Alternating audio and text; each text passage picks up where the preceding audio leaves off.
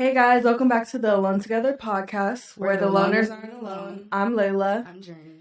And today we are going to be covering depression, just talking about how it's affected us, our personal journey with it, different methods to help with your depression, all about the different types of depression and just how it affects us. So we're going to be getting personal today. Yeah. And we just really want to have this conversation so everyone knows that it's okay to talk about it. I feel like the first step in helping yourself when you have depression is talking about it, communicating, letting people know and just accepting it. Something isn't right and accepting it.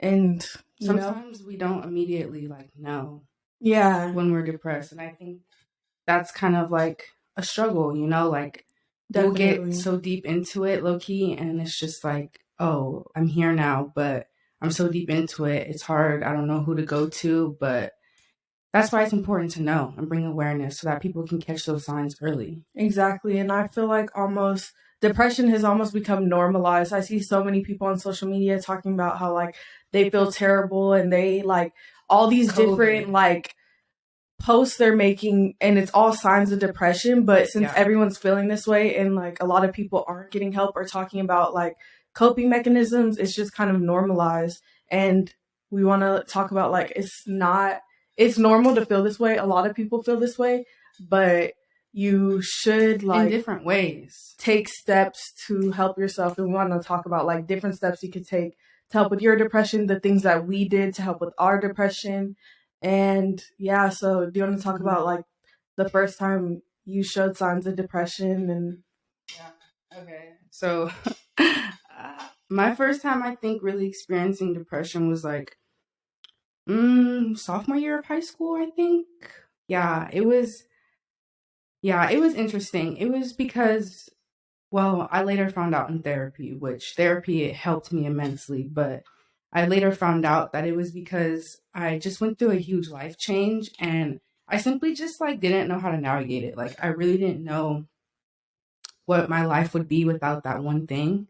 And so that change just really affected me and affected my schoolwork. I started to hate school and I was always the kid to love school. So I was like, something's wrong. Yeah. And I started to hate school. I literally had no motivation to go anywhere. And I always loved to hang out with my friends. So that, and my mom started to pick up on it. Thankfully, I didn't really even think it was depression. And at the same time, I was starting to experience anxiety for the first time, but I didn't know what it was. I didn't understand that I was having anxiety attacks. Yeah. I really did not know, which is crazy. And I wish that I would have had somebody telling me sooner. About this, what it is. Because, I'd be in class, taking a test, having anxiety attacks, and I don't even know why or what's going on.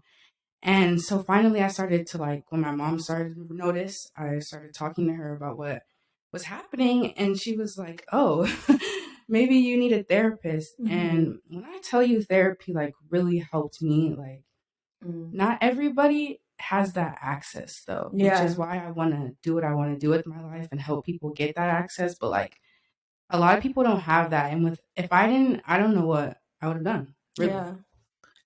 I didn't have access to therapy until I got to college, and the school program isn't that good as far as therapy. Because when I first started doing therapy, my first therapist was not very helpful to me, and I kind of had a negative outlook on therapy. And I thought I felt how so many people feel. I feel like so many people say this, therapy is pointless, therapy doesn't help. But what I realized is that you have to find your therapist. So when I finally took matters into my own hands, I reached out through my insurance to find a therapist. And there's a million options. If you have Anthem or any of these types of insurance, you can literally look it up online through your insurance, and it shows you a list of all the therapists in the area. And I found one. I found one that was perfect for me and what I felt I needed at the time. And his method for therapy, he explained to me, which is another important thing I feel like some people don't know. There's also different methods for therapy. So each therapist has their own method and how they I learned that this summer, actually. Yeah. like help you. I didn't learn that until I got with my new therapist, and his methodology is like first fixing your day-to-day life and making your routines better, and then digging into your trauma later, rather than some therapists like to just talk about your trauma right away. But he was saying like that's not really a healthy relationship. Like you shouldn't be just dumping all your trauma on someone right away and then they don't tell you anything about themselves, because that's why a lot of people feel. I don't think I've ever had a therapist like really talk about themselves to me. But I appreciate that, because I remember one time my therapist, my old one, and we did have that conversation, and like I was really like, wow, that made me want to have a relationship and talk to her more. And I wish more therapists did that. But yeah, I feel like I've always had the approach with therapy, like my therapist just kind of let me talk. Like they just let me vent. But I feel like that's just what I need. Yeah. I think I'm very like conscious and self-aware to the point where I know what I need to do. You just need someone on the outside to talk to. Yeah, I just need someone to like listen and like understand, like be analyzing as I'm talking, you know, and not just trying to give me advice. I appreciate that. But oh yeah, go ahead. Yeah, for therapy too, I think a lot of people, I've heard a lot of negative things from about therapy, especially from the Black community and minority communities. A lot of minorities are scared to get a therapist or don't feel that they need one. You know what? And I feel like that's because Black people don't want to feel like the inferior. I feel like they don't want to go to a therapist and appear weak to them because they don't want to feel like, they don't want to be looked at as, oh, they're having problems, they're less than, because we're already looked at as that in society. Yeah, I've thought about that a lot. That's interesting. I never thought of it that way. Sometimes I think we as Black people have so much trauma generationally that was never addressed. So imagine going through years of slavery and Jim Crow, and no one had access to mental health back then. So what are you like? It's just not something that was accessible to us all these years. So of course our grandparents, our parents, they have this mindset, especially Black women with the strong Black women mindset. And I think that's a very negative thing too, because it does stop them from reaching out for help. And like they feel like they have to deal with everything on their own. And for women especially, I feel like that's a big thing that's like pushed down generations to the women. You have to be strong. You have to get through it. Like you have to provide for your family. And, you know, that could be negative. But I was going to say before that, another excuse of not going to therapy is, oh, I have friends to talk to that like listen to me and give me great advice, which is great. Like you obviously guys give me great advice. I love talking to y'all, but realistically, you need an outside perspective that is completely neutral. Like no matter what, when I give Journey advice, I've known her almost my whole life, so it's gonna be biased. Like for sure. And I think that even when me and you do give advice to each other, we always take into account the other person, but it's still like we're biased. Yeah, like so we do. Everybody needs that outside opinion, that outside source, someone who's reliable, someone who maybe can read the situation from a different point, as just people, not as my friend. Yeah, because my therapist gives me so many different outlooks on all the situations in my life. And of course, I talk about all these situations with my friends too, but it's a completely different perspective solely based on what's facts. Rather than like, well, you know, maybe, you know, like, nah. What's really happening? I was just thinking this whole time when you said like generational trauma and mental health. I wonder if there's a study that has shown like trauma affects genetics. I was actually talking to my therapist about this, but so he said that generational trauma, it hasn't been. Well, the one thing that has been proven in genetics is that your fear response. So if you have a bad fear response, it affects your depression. And if a parent has a bad fear response, it's very likely that they're going to pass that on to their child because they're pushing like, don't do this, something bad can happen. And that happens from trauma. And I know my grandma is like that because she just, it breaks my heart. But she told me like, so many bad things happen to her, so she has so much anxiety about like everything in the world now, and she pushes that down like to her Maybe kids. It's just learned behavior, not so much it affects genetics, DNA, but more learned. Yeah, definitely. But there hasn't been too much research into that. I'm sure it does affect your DNA. Like That's interesting. I want to conduct that experiment. But anyway, so when did you start like realizing you were depressed? So I feel like my journey with depression is very interesting because I showed signs of depression very early on in my life. Like I would say maybe third grade. I was just experiencing like really bad mental health issues, and I would say very concerning things, but I never went to a therapist. And then, throughout high school, I was probably depressed the whole time, honestly, like really bad. It was just a lot going on in my life, and I had like no idea how to deal with it. I wouldn't talk to any of my friends about anything going on. I would just like go to school and act like nothing happened. Um, and I honestly, truly did not realize I was depressed until I started seeing a therapist recently and started feeling better, because once I started feeling better, I was able to realize that my whole life I've been feeling depressed, honestly. Like, and I never knew what it felt like to feel good. And I feel like a lot of people feel that way and they don't know. And that's what scares me. Cause like, if I never went to see my therapist now, I don't think I would have ever realized that the way I was feeling was not okay, because I got so used to it my whole life. And I also have depression in my family that can be passed down.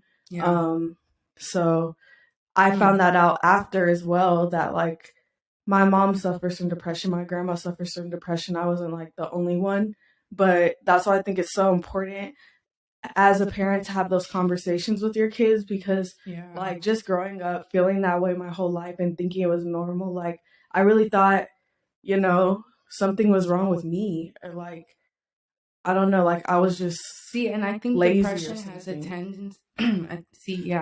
tendency to make us feel so isolated. Like definitely, like no one knows what I'm feeling right now, but truth is there's a million people out there feeling what you're feeling, just showing up in different ways. Like not all of us show depression like staying in bed all day, lack of motivation, eating, not eating, sleeping too much, sleeping too little. No, it can come in so many other different forms and manifest in certain places of our lives, I think. Yeah, and I think in general, depression is just really this negative outlook on life. Yeah. And I definitely see the change in my mental from where I am now to where I used to be. I feel like my whole life before I got to this point, I had like just a really negative voice in my head about everything that I did. I was hypercritical of myself. I never felt that anything I did was enough. Like I was really successful in school and my sports, but I was just never satisfied. I was never grateful for like I feel that everything that was going on in my life. And yesterday I was just like looking at my apartment at UCLA.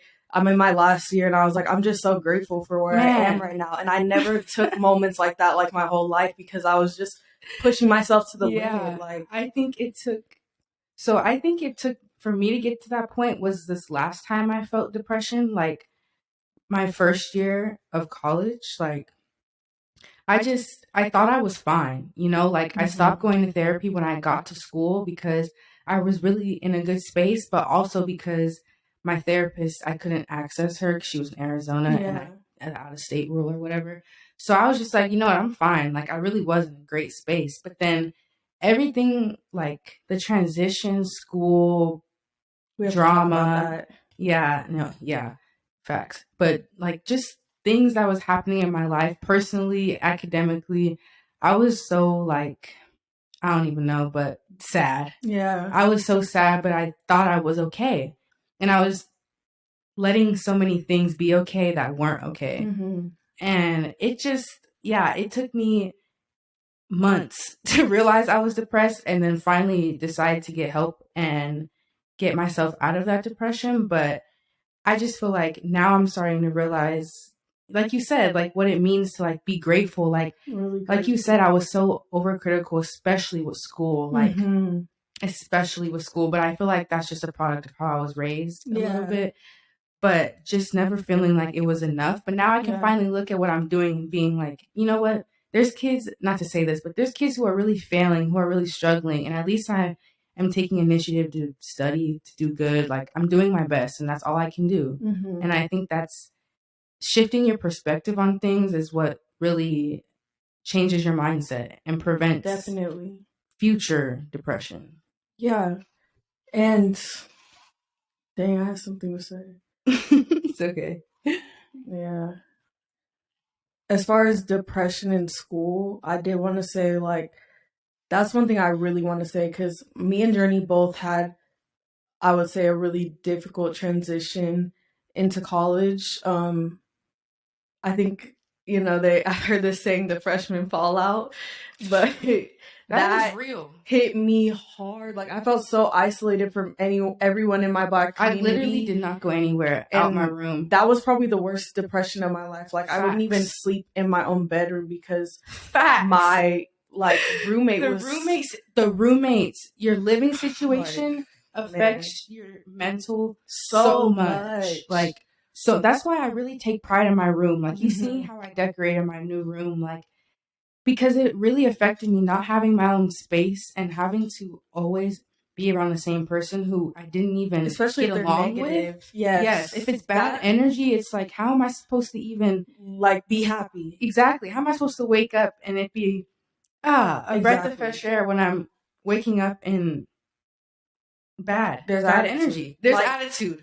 I feel like my environment had so much to do with how depressed I was throughout college, because last year was probably the first year, and not even last year, starting this summer up to now is the only time, probably my whole life, where I actually felt comfortable where I'm living, like comfortable, safe in my space, and like there's no negative energy. And I love my roommates right now. It's so positive, and it just makes like every single day better for me, because like I really had a negative roommate. So to wake up every day and my new roommates are like, how are you doing? Good morning. Like, right? It's the smallest thing. But I literally used to wake up every day to an attitude, and it makes me so we wouldn't even speak. And it's just hostile. I was living in a hostile environment, and it was really taking a toll. But it takes a toll on you really bad. And it's like crazy once you get out of the situations, once you realize, like, and you look back, like, wow, I was really suffering. That's what I wanted to say. I think that the reason why so many people feel depressed and kind of get stuck in this depression mode is because we're human. We're meant to adapt. So if every single day you're feeling depressed, eventually it just becomes your daily routine, your reality.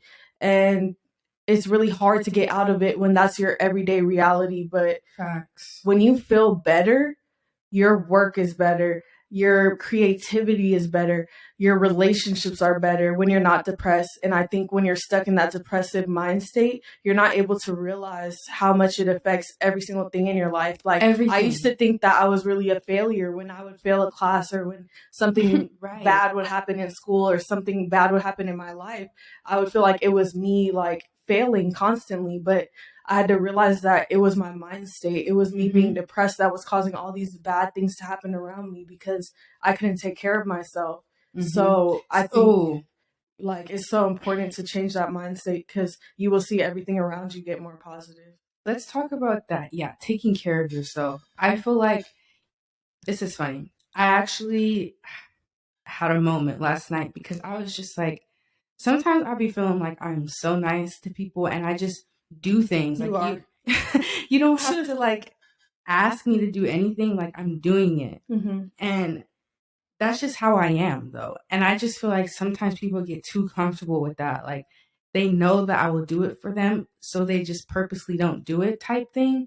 And it's like, you see me doing all of this, like, the least you could do is just be a little considerate. And I just feel like sometimes that is a huge feeling when we're depressed. Not that I'm depressed right now, but that is like a huge thing we feel, is just like, not attacked, but like everything's against us. But sometimes we have to take a step back and just be like, you know what? They're not doing this to like purposely hurt us. Like, it's just it's a reflection of them and who they are. And it's not so much that we have to take things personally, I feel like. But I just wanted to say that, because of that what you said made me think of that. But anyway, I was going to talk about some uncommon signs of depression. I know we talked about how we feel it, but I was going to say one thing I think that people need to pay more attention to is codependency, because I feel like when people are depressed and they don't realize it and they're in relationships, it kind of manifests in being codependent. Not even relationships, also friendships. I've had a codependent friendship, and us. I mean, yeah, but this is a positive one. I've had a negative one where like a friend was in a really, really bad depressive state, and that also affected my mental health in like the worst way possible. Like just being there constantly trying to make someone feel better and just feeling like they don't even care that you're there, like really see what you're doing for them. Like that's exactly what I'm saying. Like, and that's why like I was saying it's so important to change your mindset and like really try to help yourself, because as a depressed person, of course you're going to seek help from your friends. You want that support. You're feeling down, but eventually when you just are constantly in this cycle, you're going to start to realize like it's really taking a toll on your friends. It's really taking a toll on everyone around you. In these codependent relationships, it's taking a toll on your partner.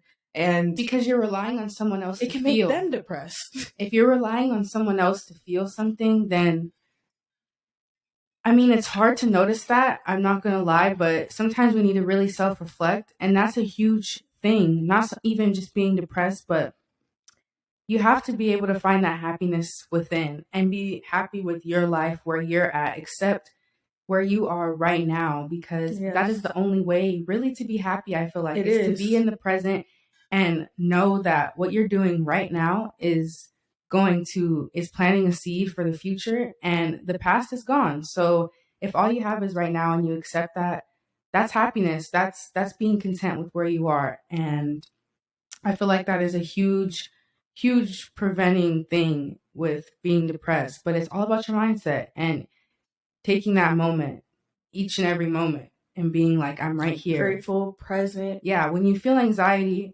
I have been trying to do this, but anytime I feel anxious, it's just being like, I'm right here. Like, there's nothing else that matters really. It's just right here, what I'm doing right now, and what I can control. Yeah, and I think a lot of us, especially in Los Angeles, like we talked about how everyone's out here is always trying to make it, and we all have all these goals and things we want to accomplish in our life. But it's a lot of greatness in the city. The biggest thing that I had to learn, I think, throughout my whole college career, because I'm always working towards what am I going to do after I graduate? What's my career? Like, what am I working towards right now that's going to help me? But I just really have to take time and be like, I will accomplish all these things and I'm on my path, but I really need to enjoy the journey for what it is. No pun intended. You gotta enjoy the journey. No, seriously, you have to accept every part of it. Failure, every part. The feelings of feeling like a failure. You know, I think one thing that's big with me is like, I'll get depressed because I feel depressed. Like, I'll get sad or mad at myself for being upset when I know what it feels like to be happy. Yes. But depression comes in phases. Exactly. Depression isn't just it's here and it's gone, or it's here forever. No, it's a cycle. It's a roller coaster. It is. And I think that, you know, I just sometimes have a tendency to beat myself up for feeling sad or even feeling stressed. Yeah. But like they're natural. These feelings are so normal, and it's not being weak. Nothing's wrong with you. Yeah. It's just we need to accept how we feel and be okay with feeling that. And then, you know, recognize it. Awareness is everything. It is. If you're aware of yourself, then you're already 100 steps ahead, I feel like. And being aware of yourself, it lets you know if, okay, like say you're feeling depressed, you're able to tell that, because you're able to tell that you're feeling depressed because you're just so self-aware, you know something is off. And this is going back to what you said just about feeling like a failure. I saw this one girl on YouTube, and she said, like, instead of taking every failure so harshly into the heart, imagine you have 50 failures until your biggest accomplishment comes true. How excited would you be to fail each time? Like, and that just really changed my perspective. Like, now every time I fail, I'm like, okay, this is opening the door to another opportunity, and one will work out. That's crazy because I saw something like that this week too. Of course you did. Literally, my mom sent it to me though. It was like one of her little Bible studies she does, and I appreciate when she sends me those. But it was saying like sometimes God puts us in these failures and we just have to trust that they're going to work out, because it's like if we knew about all the failures that were going to come, we wouldn't embark on our journey to where we want to go. Exactly. Like we only think about the goal and the end goal, and that's how it needs to be. And we need to just see these failures as it's just a part of the journey. And like we have to go through that to get to the end goal. It's not just going to be a clear shot, you know? Yeah. And I think you should never look at you being depressed as a failure, because depression is a medical condition, and depression can literally mean that the endorphins in your brain that cause happiness are low. And for different people, body. That means something different. Like people can be born that way. Like that doesn't mean you're a failure. It's literally your chemical composition. Exactly. And that's why I wanted to talk about your diet too, because I think when I changed my diet, my depression completely evaporated. Like y'all, if y'all know me, you know I'm damn near a health freak. Yeah. Like I really have a passion for nutrition, and but it's because when I went vegetarian, I just realized how much food affects my spirit. Yeah. Like junk will really have you feeling like crap. It does. And if your body feels like crap, then that's like your mental. That's everything. And I think that people need to start realizing like what they're eating. Yeah, because really it's so important, because if you have a deficiency in some different vitamins, it could literally cause depression. And I also was reading studies that your caffeine and sugar intake, they did a study where they cut that out for like severely depressed patients. Wow. And so many patients felt so much better because they said caffeine is like a huge source. Yeah. Especially when you're already depressed and you're getting that's like a drug. Little up. Caffeine is a drug. That little uppity feeling of caffeine, and then you crash off. It's making your depression way worse. And people are really addicted to caffeine. That makes so much sense. And that is crazy. That is actually crazy. I bet it really negatively affects people with anxiety. Oh, definitely. Because you get so hyperactive, and ADHD, that's wow. And then the sugar intake is a huge thing too, because your blood sugar levels directly impacts your mood. So if your blood sugar levels are off and you're not getting the right vitamins, this could be affecting your depression. I think for people that are depressed, like this is a really good step to take to make yourself feel better. And exercise. Sometimes it feels like when you're depressed, like I know that feeling where you don't feel like you can exercise. You don't feel like you could get out of bed. You feel like you can't do anything at all. But the least you could do is give your body some healthy food, so you're at least fueling your body and fueling your mind. You know, fueling your mind and just feeling, at least you have the right vitamins in your body to feel good, even if, you know, you're not feeling the greatest. That's like a really small thing you could do, but it makes a huge impact on your moods and everything like that.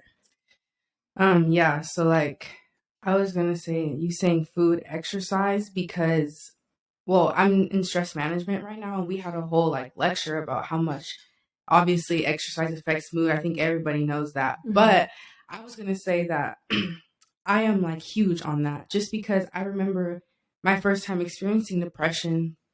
A huge thing that helped me get out of it and feel better was sports and track and running.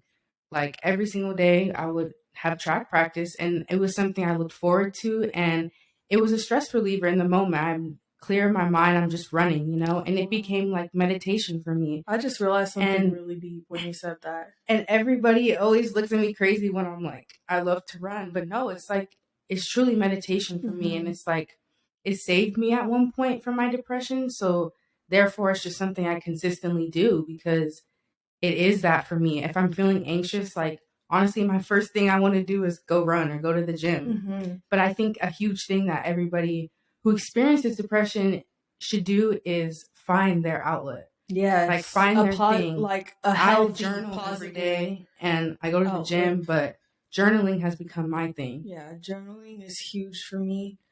I just realized while you were saying that, like, that's probably why I was so dependent on sports throughout high school, middle school, elementary school. A distraction. I loved sports. I would do that like literally every single day before school, after school. All I did was play basketball because it really was like the only time I would feel happy. I feel like playing sports really saved me. I would say too, like just having that outlet when I didn't feel like I had any type of outlet at all at home or like at school. Yeah. Like, that's great that you had a positive thing.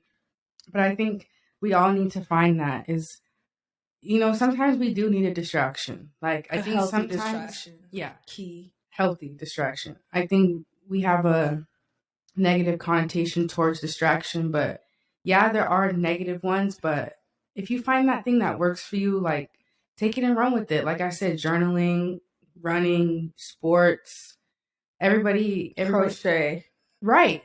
Going on a walk, swimming.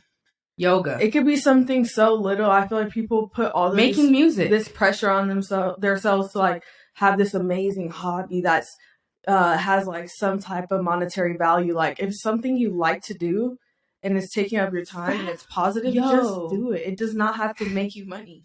This is a side note, but the other day someone asked me like, "What's your talent?" And I was just like, "I don't have a specific talent. Like, I enjoy many things. I'm passionate in many things." And yeah, I think people have a tendency to just box themselves into a box. Like, this is my talent. This is the only thing I'm good at. But you can be great at everything, anything. And I feel like what you don't realize, it's amazing that some people are like really amazing at one thing, and that's their some thing. People. Yeah, but you don't have to pressure other people to have this talent, or like you don't even like you're boxing yourself depression. You're kind of boxing yourself in by saying like, this is me, this is what I am, this is my whole life. You have to have everything in moderation. You should have like balance, things going on. Life is everything all about balance. And I'm so glad I just said that, because that was a key detail in my college era depression.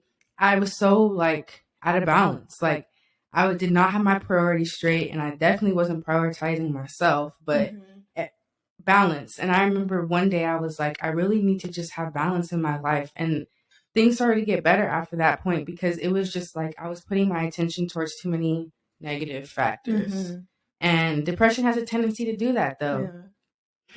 Not footsies. We playing footsies under the table. But I wanted to say, in our love episode, we talked about how when you're young, love means something different, and as you grow older, you kind of form this meaning of love. I kind of feel similar about depression, not that it changes its meaning throughout, like its meaning is always the same, but throughout your life, depression means different things in different phases. And I think as we get older, like postpartum depression, for everyone, problems get harder. Things get more real. Life gets harder. And if you're not working on your mental constantly, working on yourself constantly, you're constantly going to be depressed and just bombarded by all these different problems, because it just keeps getting harder, y'all. Like, you really have to mentally get strong and prepare for these moments, because it's not going to get easier. It gets more real every time. Straight up. Like, my problems in middle school, I wish I had them right now. Like, they were so minuscule compared to this. Yeah, but it always feels like the end of the world. Like when I was in middle school, but that's so powerful. Oh my gosh. Look back on those times when you thought that your world was coming down, but you're still here. And that is motivation itself. And that's literally what gets me through like times when I'm feeling sad now, is looking back. Like, I was so down bad at that point, but I got myself out. And every time, really, it's yourself getting yourself out of that position. You just have to want it. And you just have to realize, like, I don't want to feel like this anymore. I deserve to be happy. I deserve better. And it's in that moment that you're going to want better and you're going to do better. Definitely. And I was about to say something as well, but I was going to say that I know being Black, being a minority and having minority parents, like, it's hard being depressed, especially at a young age when we're struggling, learning how to communicate our feelings. Like, we don't know how to communicate. And if we're going to our parents who aren't going to probably give the greatest advice. It's difficult, and which is why there's other resources, and sometimes we may need to go to our friends or get ourselves through, but it's possible. And it's hard with these parents, but I hope that our podcast spreads this awareness to parents to start talking to their kids, because I wish I had, well, I'm grateful for my mom, but I wish my parents were just more susceptible and accepting of mental health. They know it's a problem, but when it's your kid or your parent going through that, it's hard to see them go through that. And I think that's where this idea of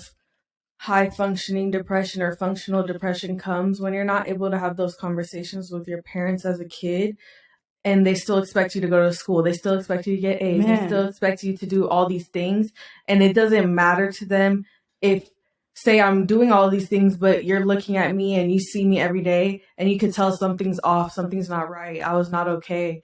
As a parent, I think sometimes we need to sit back and relax. And if our kid isn't doing good in something, I don't even have kids, but if the kid is not doing good in something or is failing in class or something small like that, rather than getting mad at them and pushing them and telling them, you need to do this, you need to do that, really check on their mental, because people negate kids' mental health so much. And as parents, you have to be able to see the signs. Bro, I was literally on church live stream this morning, and one of the women got up to talk about kid mental health and how she's working with the kids at the church, educating them on mental health.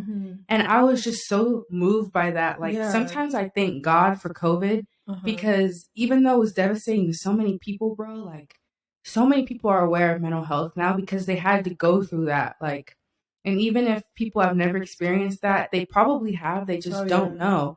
And it's like, once you have that awareness, you are going to want to do better and want your people to do better, especially as Black people. Like, we need to do better. We need to end this stigma that we can't have this and that it's not okay to talk about this stuff, because we go through it the most, ironically. And I think, especially as women, with the kids, a really big thing is when you're younger and you're depressed or you're feeling anxiety or anything, a lot of kids tend to manifest these different feelings as anger, especially boys, because they're not fully developed. And they're not fully developed. Like, it's a brain thing. Like, it always manifests as anger because, like, that's just what it is before you hit puberty. And I think, like, it's very easy for parents to respond to anger with anger. And that's why I think you shouldn't spank your kids, because your kid is acting angry, but your kid is a kid. So they're acting angry. This could mean that they're depressed. It could mean a bunch of different things. And you spanking them is just going to make everything worse for them. And my therapist told me that too. Like, I love how when you talk, light bulbs just be going off in my head, because I'm in a learning and memory psych class right now. And I mean, as dumb as it sounds, but we're learning about, like, how I guess you could say it like this. If the parent reinforces, how they reinforce the kid is how they learn the behavior. Positive reinforcement. Yes. And I was just thinking, like, if you spank your kid, if the kid is acting out bad and then you give them bad behavior back, what are they going to continue to do? And if that's how you solve the problem is with anger, how are they going to think to solve their problems? Do you see the cycle? And then your kid goes to school and hits someone because they did something bad, and now you're going to spank him again? See, and not that spanking is bad, because sometimes, like, I understand why my parents had to do that, but, like, in the grand scheme of things, like, it doesn't help. It's really not. But we're going to get into parenting on a different episode, because I got a lot to say about that. We love our parents, though. I love my parents. I love my parents, but we got to do better. Everyone's perfect. A lot of people are just having kids out here. At our age.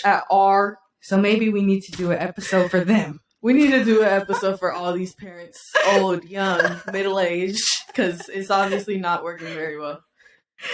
Man, but I just really want to say, like, I just hope that us young people, now that we're so aware of mental health, that we take advantage of the resources that are out there. Like, I didn't know my school I could get free therapy with a Black therapist. Yes. And if more kids knew that, I bet we would have a surge in, like, that field, like people wanting to become therapists, Black people wanting to become therapists, because if we're getting that's a huge reason why my passion is mental health, and why I want to open mental health service centers, and why I at first wanted to be a psychiatrist, because I couldn't believe at how amazing like therapy was and how much it helped me. And if I didn't have it, I don't know where I would have been. And I know there's so many kids out there like me who just never had access and it really could change their life. Yeah, and also like that's another reason why therapy. I just think that if you have never been to therapy before, that you should not be spreading negative outlooks on therapy, because you're impacting other people's choice to do therapy. And a lot of people have so many negative things to say and have never tried it. So I just think you guys, or everyone in general, should, really try things before speaking on them. Or just therapy's don't not for everyone. It's not for everyone. I say like journaling or like music, like everybody, I just think needs a way to have an outlet. Everyone has a different outlet, and I think that has to do with your learning style as well. But I do want to talk about meditation. We talk about journaling so much. Meditation, oh my gosh, like this helped with my depression so much every single day, to wake up and just take that time when I wake up, instead of looking on my phone, just to like be grateful that I'm alive and take that moment to myself. It's so much easier to be aware of why I'm feeling depressed, what is making me feel down if I'm feeling down, because I'm able to just sit down, no distractions, close my eyes, and listen to my thoughts and listen to what's the loudest on my mind in that moment in time. And that's so useful with learning, like, what is the root cause of your depression. And I think finding the root cause of your depression is the best way to cure it. And that's why therapy focuses on your trauma in your day-to-day life, because it's a combination of these two things causing your depression most of the time. So meditation helps with that so much. I really want to say, like, I think that a lot of times people just think meditation is I'm sitting here with my eyes closed and no thoughts, but like that is so unrealistic. First of all, we have thoughts coming into our mind all the time. That's natural, but meditation is seeing the thought, recognizing the thought, and letting it just be a thought, and then continuing on. And if another one pops into your mind, you notice it and then you let it go. But also, there's different kinds of meditation. You can do guided meditations, apps. There's Headspace. There's other apps y'all could find. There's YouTube. And there's music meditation. I just joined Music Meditation Club at my school. And yeah, we meditate and like while listening to music. I need that because there's always a song playing in my head, I feel like. And so sometimes I just put a song on loop, like Janae Aiko, and just meditate to it. But find what works for you. But y'all definitely need to try meditation and just being mindful. You can make meditation anything. Like you could meditate in the shower. Now we can meditate and be breathing. You can be walking and meditating, but it's just bringing mindfulness to everything you're doing and being fully aware and present. But you can meditate anywhere, and anytime that you're feeling out of sort or out of the normal, just take the time. Like it's not going to kill you, and just building that habit is going to create an amazing habit that's going to help you for the rest of your life. Yes, and meditation, there's been studies that say it helps with your brain activity throughout your life. So if you're meditating constantly, it adds, actually, I think they said 2 years to your life. Facts. And it also helps with your brain activity if you're at risk for Alzheimer's or dementia. Meditation can help prevent stuff like this, as well as your diet, which is a huge thing. And Headspace is an amazing app if you haven't like meditated before, you're just getting into it. It's one of the apps that I started with a long time ago, but I love it because they have different courses on there for meditation. So I know when my aunt passed away, I did the course on grief, and it's a meditation course, and it also just has like some videos throughout it, like telling you how to cope with different things that are happening in your life. And they have so many courses like that you could take on Headspace, and they're so amazing, and so many different meditations, some to fall asleep if you have like insomnia or trouble with that. There's so many different meditation methods to use for any like different problems you're facing. Really, there's like, if you even look on YouTube, like you could look up a guided meditation for anything. Sometimes I do a little guided meditation to manifest some money. Like I'll do anything at this point.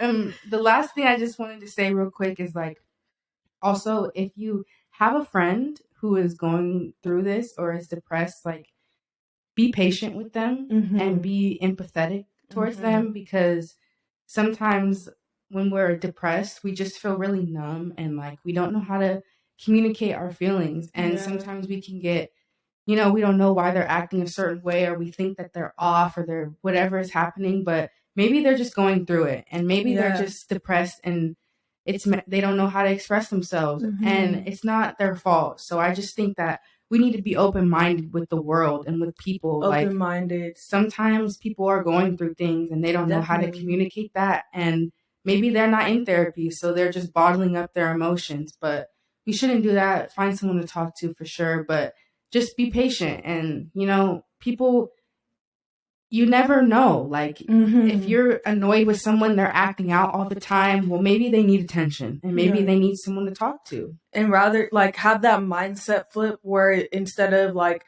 saying, oh, they're weird, they did this, oh, she did that. Why? Be like, why? And actually ask them, like, yo, is everything good? Because that thing you did back there was, like I know my friends always probably, like, I'm always checking in on my friends because you never know. You never know. You never know how people act and how their problems are going to manifest in their behavior. But, yeah, I feel like we talked about a lot of things today. Is there anything else you wanted to touch on?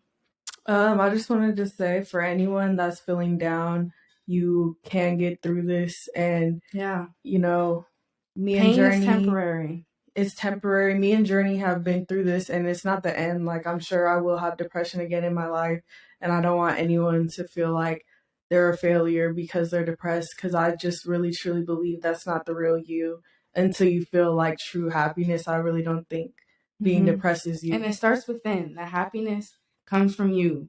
And I think that working on yourself will provide you with so much happiness. And that's what always helps me when I'm depressed, is just looking internally and finding maybe what I can do better to improve my life. Not so much focusing on all the things that may be making my life worse. Well, what can I do to make it better? What is in your control? Exactly. And how can I look at it differently to not make me so down? I think, I feel exactly the same. I feel like I want to see, like, what you guys' different methods, if you dealt with depression before, different coping mechanisms or different hobbies that you guys did to fill your time, fill distractions. If you can leave those in the comments. We're going to link below Headspace, so you guys can use that if you want to get into meditation. Thank you guys for watching. Be sure to like, comment, and subscribe. Thank you guys.